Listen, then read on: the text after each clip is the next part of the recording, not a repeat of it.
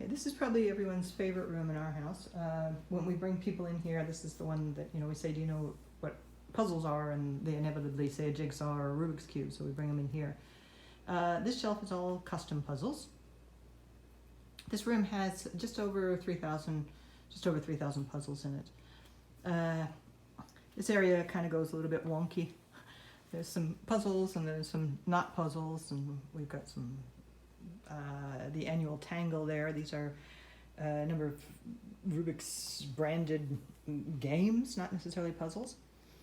This column is all made in China, so it's kind of organized in some sort of fashion. And then we come over to balls. We've got lots and lots and lots of balls, big balls and small balls, and down there on the bottom we've got some tiny balls.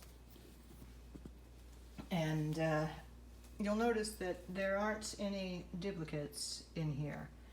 So each one of these, even though those look like they're duplicates, are in fact different puzzles. They're made by different companies. Lots of K-balls in here. I think we have most of the collection. There might be a couple pieces we're missing, but things like Coca-Cola or Pepsi, it doesn't matter to me. And up there we have a couple of very large Rubik's Cubes. We've got the Gundam collection and the Star Wars. I'm missing a couple of the Japanese cars, but maybe one day I'll get them. This collection of these characters, that's complete. These two right here are the original Oso bears. I bought them from years and years ago. And go down here and you can see these are all different heads and shapes. And then we've got that set of McDonald's puzzles down there. Yes, I have two hats. I don't know why, but I do. And then over here we've got a variety. There's my two Panixes. They took me forever to get. A couple more heads and shapes because I ran out of room on the other shelves. Number of different fidget spinners are in there. We've got three different versions of this particular puzzle. We've got that, and let's see.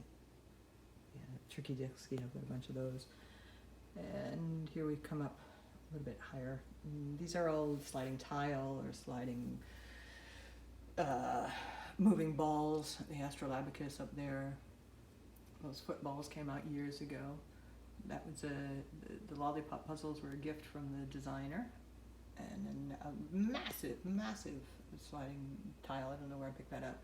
These on the top shelf are original Rubik's puzzles, and then we come down. We've got a couple more Rubik's brand puzzles coming down as we go.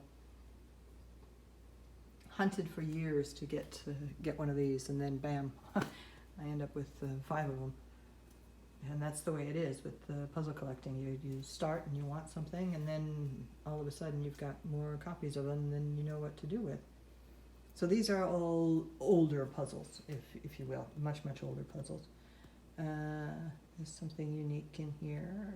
Let me go down, and there's some more of those. Okay, here, this is different.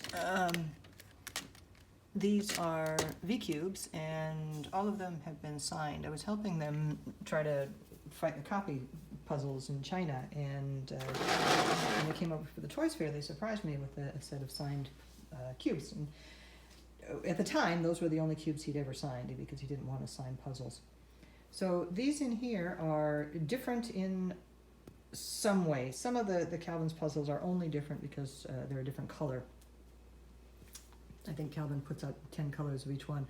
I stopped collecting the color variations because it's a rabbit hole once you start. You just never finish it. In the middle there, we've got puzzles that are all custom made by Smaz for me. And then on the top, we've got more Smaz puzzles and a bunch of Wittiden puzzles that I received over the years. Very top layer up here are higher order Rubik's Cubes. There's one missing, it's on another shelf. And then we've got some Russian puzzles, Taiwanese puzzles, and then we go into Diane's puzzles, and you know, you'll notice that a lot of these from when I was over there, you know, good friends with them, a lot of them are signed for me. And I think that's pretty cool. And then we go down and we go into MF8, so puzzles done by Mr. Falk. And going back to signatures, this is really quite funny. That's the only puzzle he's ever signed too. I had to really sweet talk him into that one. Okay, up here on the top shelf we have puzzles by Leslie Lee. Underneath that are the remaining puzzles that I have that have images or pictures on them, because I got rid of most of them, gave them away when I left Hong Kong. It was just too much to take across, but some of them still managed to work their way into the box. And then this section is all made in China.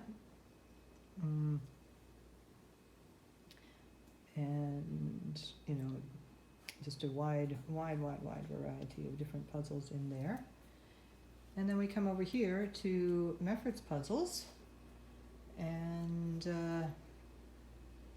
this is pretty complete. There's a couple puzzles that are missing since I've left, but you know, I'll get them eventually, I guess. And then we've got a number of very puzzles across the top because I ran out of space. And then we have some more MF8 again, just ran out of space in that section. And then there's that recent one, was it 19 by 19?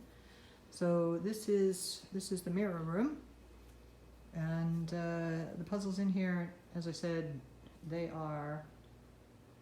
about 3,000 puzzles in here, and none of them are duplicates. So I know there's collections out there that are larger, much larger than mine, but they have duplicate puzzles, whereas mine, you know, I don't collect every color of every puzzle. So this is a little bit different. Big collection at any rate.